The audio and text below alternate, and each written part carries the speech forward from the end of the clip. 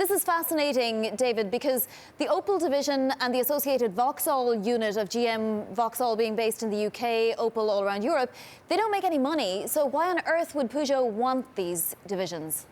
What Peugeot wants are the sales and the scale, the size they would get from acquiring GM's European business. One of Peugeot's issues right now is that they're basically a regional car company. They've got good growth in China, but they're largely just a European car maker. And they really need greater scale in order to generate more cash and pay for all the new technologies car companies are going to need in the next decade. They're just too small to really be a big player right now. And they see acquiring Opel and Vauxhall as a way to get at that. And GM sees a way to get out from under a unit that's lost billions of dollars for them for really 20 years. How does it change the automaker landscape, both in Europe and, if it does happen, in the US with a leaner, meaner GM? I'm thinking specifically of Sergio Marchionne, who's been dying for more consolidation in the industry.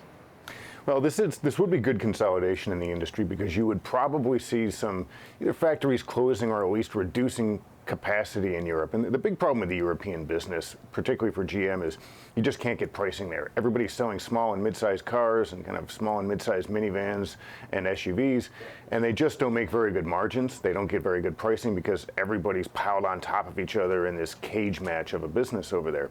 So if you take out some of the production, maybe everyone can get pricing. This doesn't help Sergio because he's still looking for a partner, and that means PSA may not need to merge with him because they would have already gotten a bigger European business, and GM would be far less likely to talk to Sergio after this because they're getting out of Europe by merging up with Fiat Chrysler. They'd be getting back into Europe, and they clearly don't like that business. David, this latest development that, this $2 billion price tag has been cited, I mean, it suggests we're coming closer to a deal, yes? There, but it's also very complicated. So you could see a deal in the next week, but it could also slip for a week or two. And, timing on deals is always very tricky, very difficult to predict. Somebody throws something on the table that they want at the last minute, and it causes delays.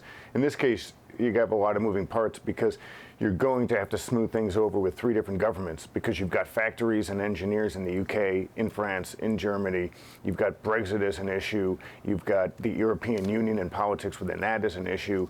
And you've got new governments coming in. So it's going to have to be handled delicately. And you've seen a charm campaign from both companies in the last week, just trying to tell unions and governments that, hey, it's not going to be a bloodbath. So that is causing delays. And then you've got big pension liabilities that someone is going to have to assume, or in GM's case, keep. And there's a lot of back and forth there as well. So it's quite complicated.